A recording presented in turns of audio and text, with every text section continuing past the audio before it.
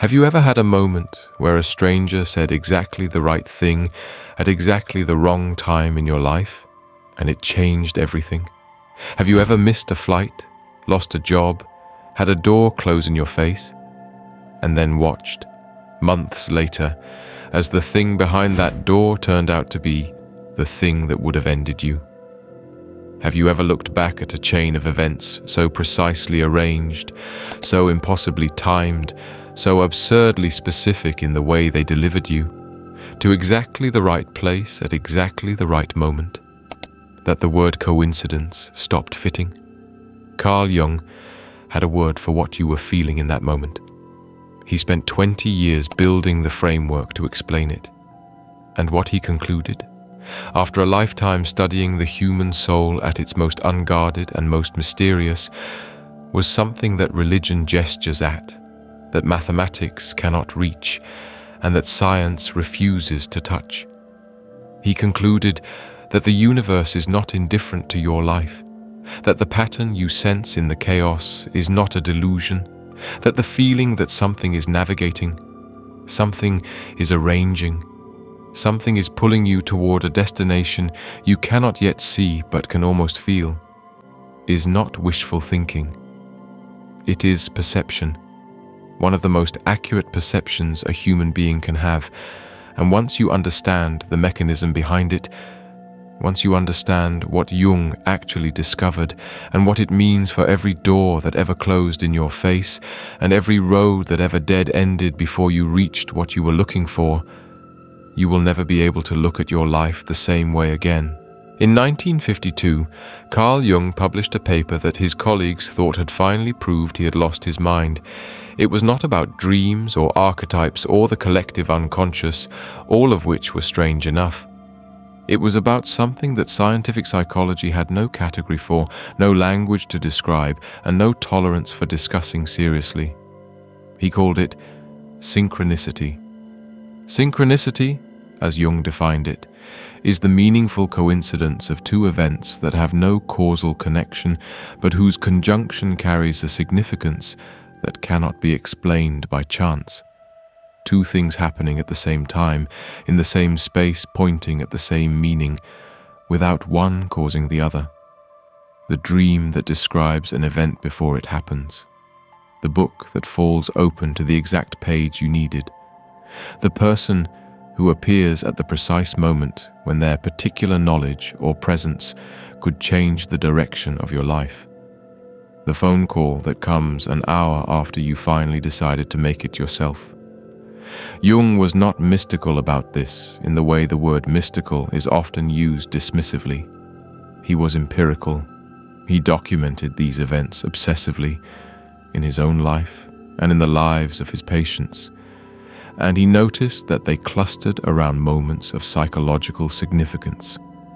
They happened most frequently, most precisely, most undeniably at the moments when the psyche was engaged in the work of transformation, when a person was on the edge of a major shift in understanding, when something needed to be seen that the conscious mind was resisting, as though the universe were commenting, as though some intelligence, not outside the universe but inside it, woven into its fabric, were marking the important moments with a signal that bypassed the rational mind and landed directly in the part of us that simply knows.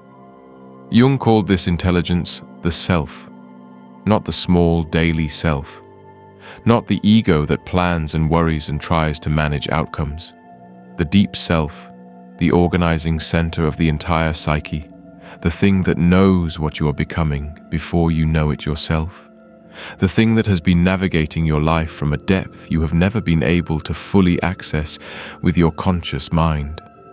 And he proposed something extraordinary, that synchronicity is the language the self uses to communicate with the ego, that the meaningful coincidences that stop you in your tracks, that rearrange your understanding of what is happening to you, that land with the particular weight of the true, are not accidents. They are messages, addressed to you personally in a language that uses the events of your life as its alphabet. Here is what most people do not understand about Jung's concept of destiny.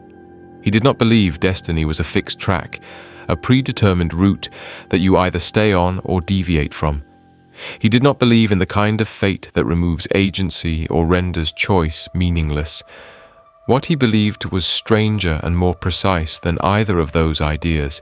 He believed that each person carries, in the deepest layer of their psyche, what he called the self, a blueprint, a pattern, a potential, that is trying from the moment of birth until the moment of death to realize itself, to become actual, to move from possibility into lived reality, and that this self, this inner blueprint, is constantly exerting pressure on the life through dreams, through desires, through symptoms, through the specific kinds of pain and longing that refuse to be silenced, through the synchronicities that appear at the critical junctures, pushing, always pushing, toward the life that the soul was built to live.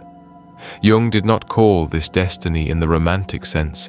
He called it the process of individuation, the long, difficult, lifelong work of becoming the specific, irreplaceable, fully realized individual that you and no one else were always capable of becoming.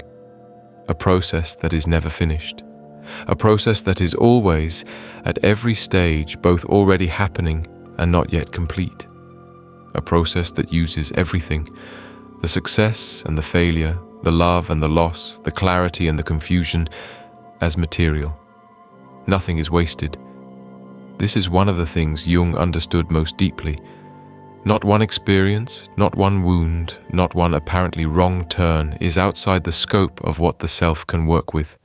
In fact, and this is the part that requires sitting with, the self often works most effectively through exactly the things that seem most like obstacles. The closed doors, the dead ends, the detours that feel like punishment and turn out to be precision. Because the self is not navigating toward what you want. It is navigating toward what you need, toward what you are, toward the fullest and most complete version of the life that was seeded in you before you had the language to ask for it. And what you want and what you need are, at the beginning of the journey, almost never the same thing. The map was always there. You have been on it the whole time, even when you were certain you were lost. There is a sentence in Jung's writing that has been quoted more than almost anything else he ever said. It appears in different forms in different places, but its essential content is always the same. Until you make the unconscious conscious, it will direct your life and you will call it fate. Read that again, slowly. What Jung is saying is not that fate does not exist. He is saying that what appears to us as fate, the patterns that repeat, the walls we keep running into, the roads that keep dead-ending in the same place, the relationships that keep breaking in the same way, is actually the unconscious at work. The parts of ourselves we have not yet seen clearly, the patterns we have not yet recognized, the truths about ourselves we have not yet been willing to face. These things do not disappear because we ignore them. They shape our reality from below. They construct the conditions that force us, again and again, back to the lesson we have been avoiding. This is not punishment. It is education. The most patient and the most relentless kind, the person who keeps ending up in relationships where they are not truly seen, will keep ending up there until they understand why they keep choosing not to be seen. The person who keeps sabotaging their success at the last moment will keep doing so until they understand what they believe at a depth below conscious thought about what they deserve.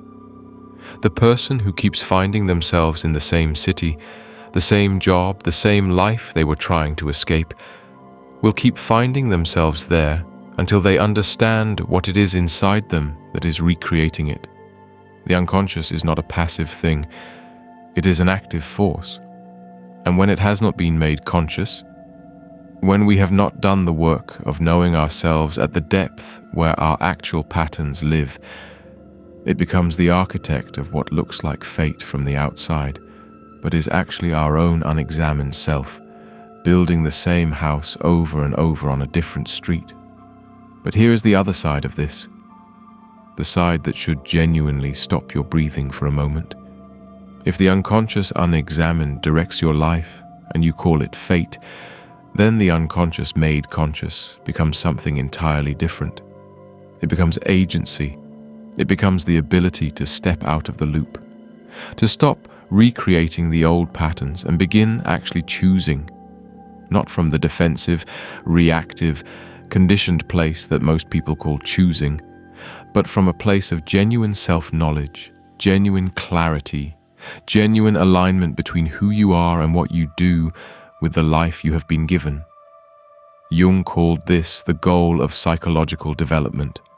Not happiness, exactly, not success, alignment.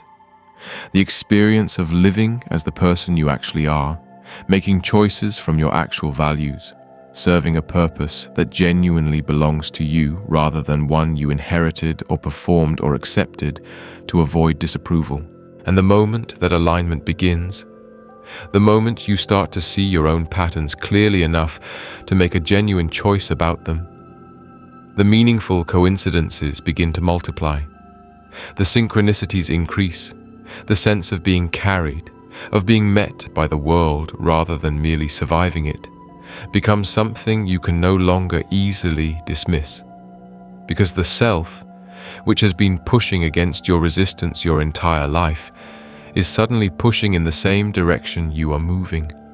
And when the outer life and the inner blueprint finally begin to align, the feeling is unmistakable. It is the feeling of destiny, not as something that happens to you, as something you are finally, for the first time, participating in. In 1913, Carl Jung was at the height of his professional life. He was 40 years old. He had been Sigmund Freud's most celebrated student, his chosen successor, the man the founder of psychoanalysis had publicly named as the future of the movement they had built together.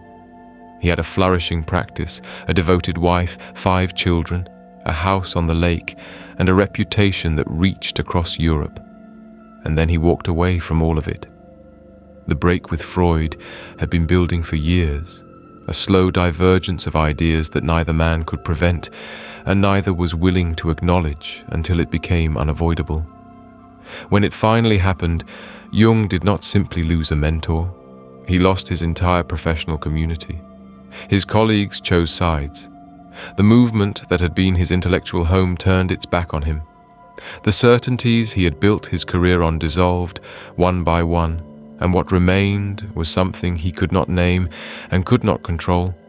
He entered what he would later describe as a period of inner uncertainty that bordered on psychosis, visions, dreams of extraordinary violence and beauty that he could not interpret. A voice that spoke to him from a place he could not locate, telling him things he did not understand. A confrontation with the depths of his own unconscious that was, by any ordinary standard, a complete collapse of the constructed self he had spent 40 years building. He recorded everything. He drew, he painted, he wrote in a journal that would not be published in his lifetime, a manuscript he called the Liber Novus, known today as the Red Book, the most intimate and bewildering document of psychological transformation ever created by a major thinker. Night after night for years, he descended into what he called the unconscious, confronted what he found there, and returned to write it down. His colleagues thought he had lost his mind. He thought so too sometimes. What he was actually doing was living the transformation he would spend the rest of his career describing. He was not theorizing about the descent into the unconscious. He was inside it. He was not writing about synchronicity and the self from a comfortable academic distance. He was in the middle of a direct, terrifying, unmediated encounter with exactly the forces he would later name, and what he found in that darkness, the archetypes, the collective unconscious, the self as a navigating intelligence, the symbols that appear across every culture and every era, because they arise not from history, but from the structure of the human psyche itself, became the foundation of everything he would go on to build. the entire edifice of analytical psychology, the framework for understanding the human soul that would eventually influence not just psychiatry, but literature, mythology, religious studies, cultural criticism, and the recovery movement. None of it was possible from the height of his previous success. All of it required the fall. His destiny, the work he was actually here to do, the contribution that would outlast his career and his century, was not visible from where he stood in 1913. It was only visible from the bottom of the descent he had not yet taken. The self that was navigating him had to dismantle everything he thought he was before it could build what he was actually meant to become. Think about that the next time a door closes in your face. Think about what was visible from the top of the life you had before the collapse that you could not bear. And think about what became visible only after it. The ancient Greeks had a concept that Jung spent years examining with intense interest. They called it the Daimon, not a demon in the Christianized adversarial sense, something closer to what we might call a genius, from the Latin genius, meaning the spirit or divine essence that accompanies a person through their life, the inner voice, the persistent call, the pull towards something that the rational mind cannot fully justify but the soul cannot ignore. Socrates spoke of his daimon explicitly. He described it as an inner voice that had guided him since childhood, not commanding, not dictating, but present. A quiet intelligence that registered wrongness before the mind could articulate it, that marked the significant moments, that refused to let him rest in comfort when there was truth to be pursued. He credited his daemon with making him what he was. And he credited the Athenian court's refusal to accept his daemon with his death sentence because a man guided by an inner voice that answers to something other than social consensus is always a threat to a society built on conformity. Jung recognized the daemon as an expression of the self, that same deep navigating intelligence experienced not as an abstract psychological principle, but as a presence, a voice, a knowing. The thing inside you that has always known, even when you refused to listen, even when you drowned it out with noise and distraction and the accumulated weight of other people's expectations. You know this voice. You have felt it. It is the thing that spoke when you were about to make the decision you already knew was wrong, and you overrode it and made it anyway and paid the price later. It is the thing that stirred when you first encountered the work or the idea or the person that would eventually become central to your life, and it recognized what your rational mind had not yet processed. It is the thing that sends you the same dream in different forms for years, pointing at the same unaddressed truth until you finally do the work of listening. The daimon is not always comfortable. Often it is distinctly uncomfortable.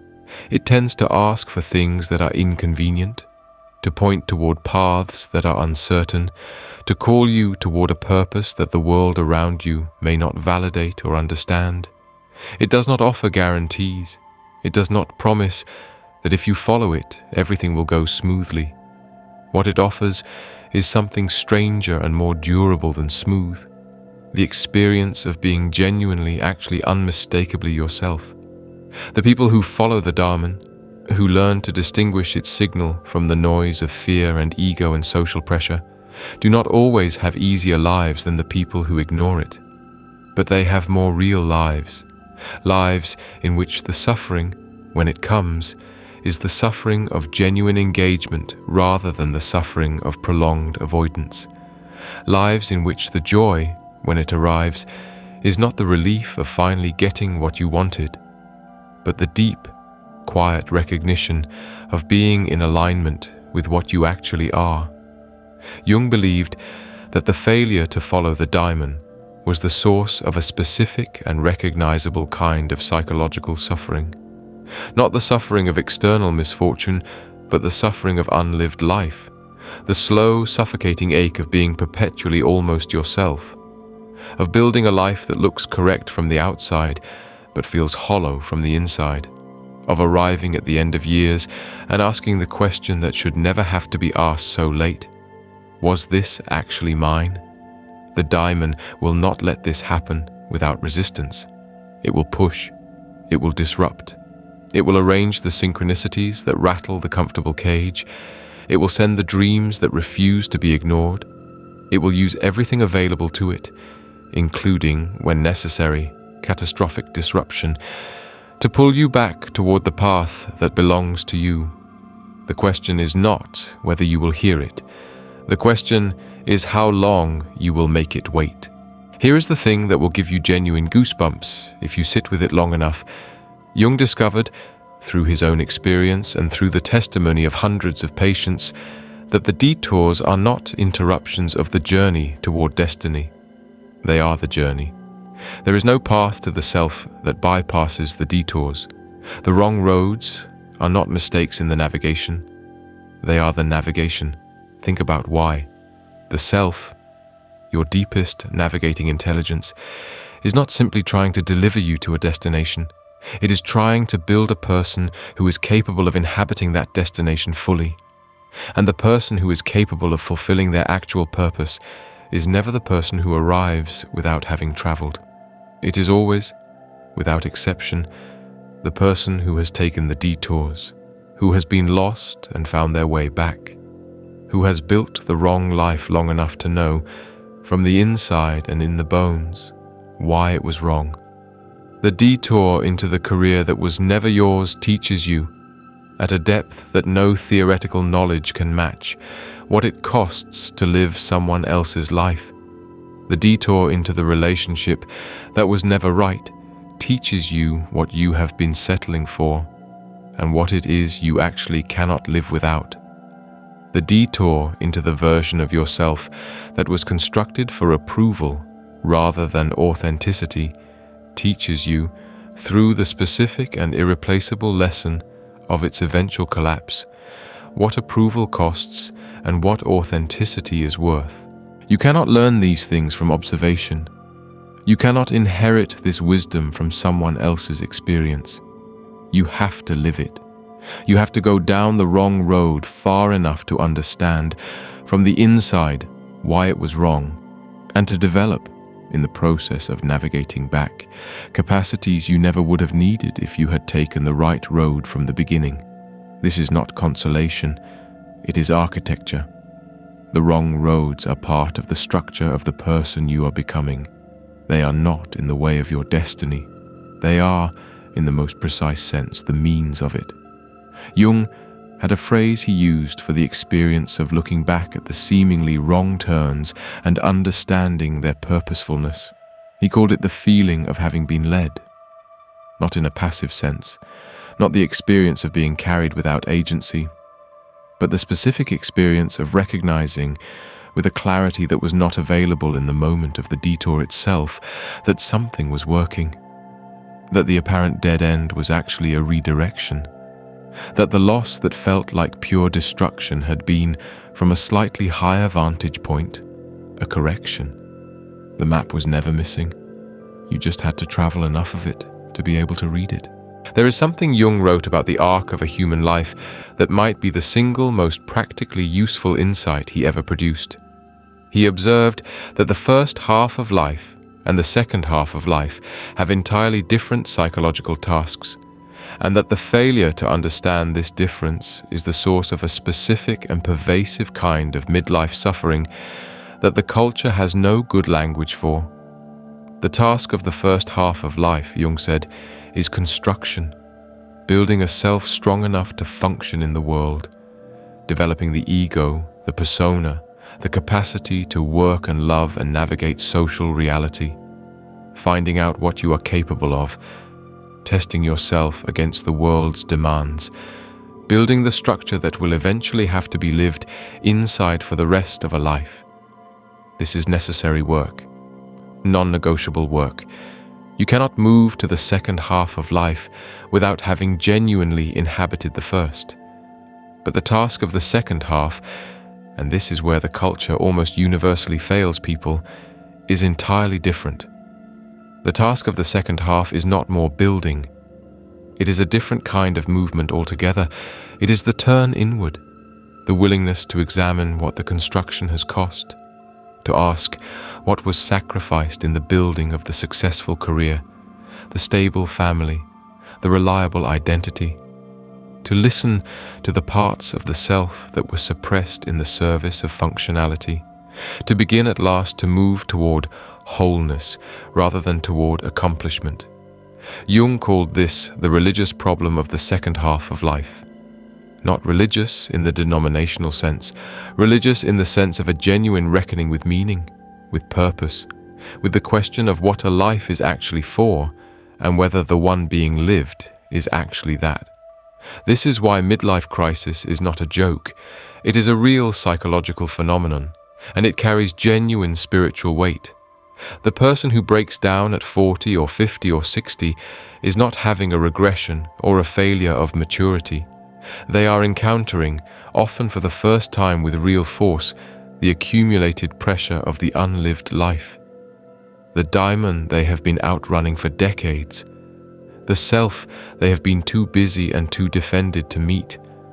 The destiny that has been patiently waiting for the constructed self to exhaust itself enough to finally make room for the real one.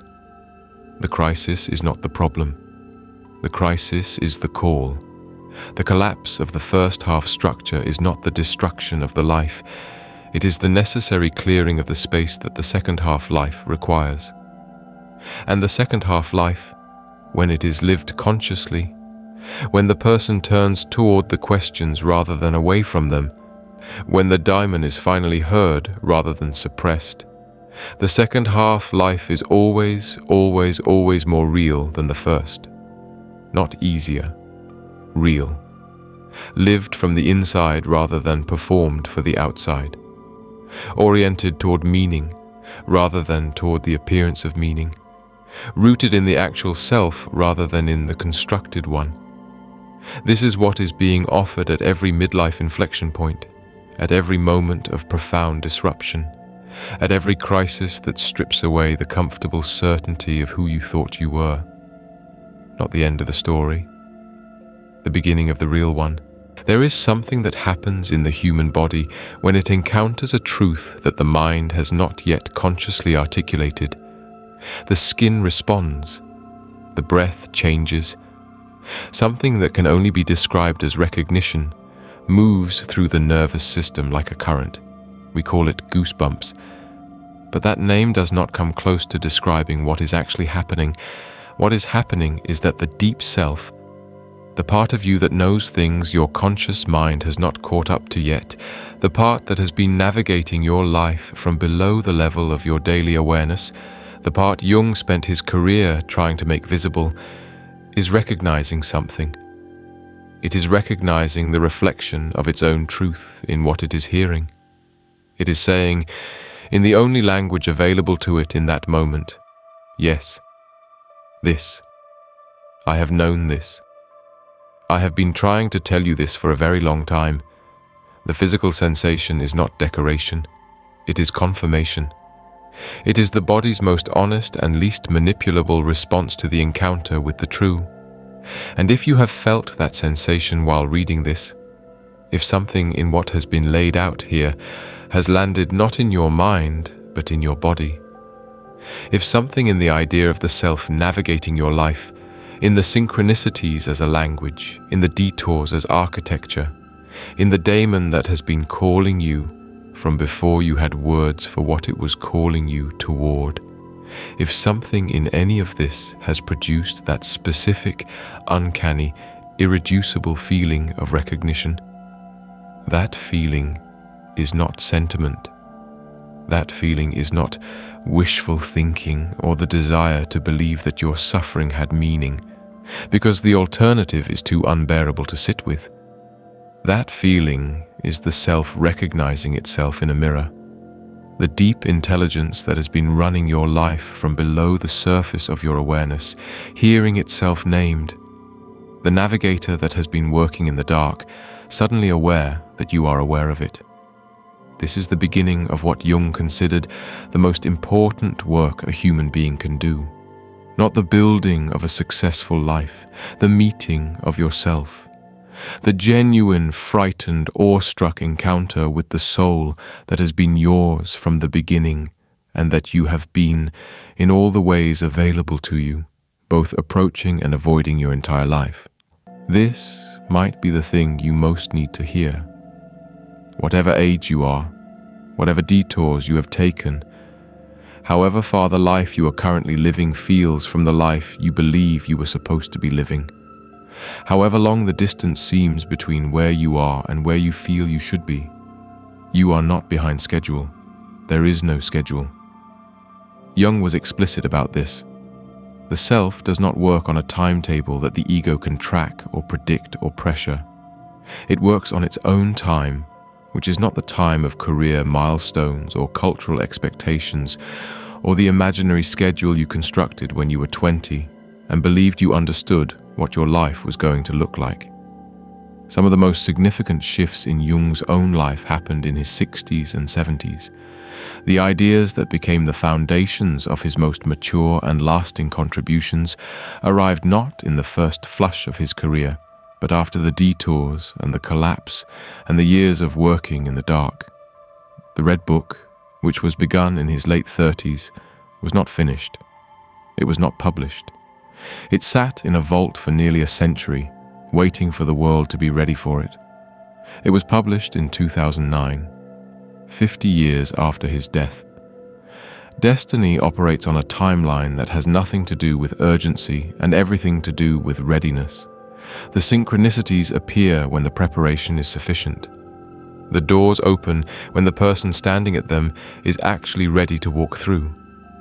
The calling becomes audible when the conditions for hearing it have finally been created.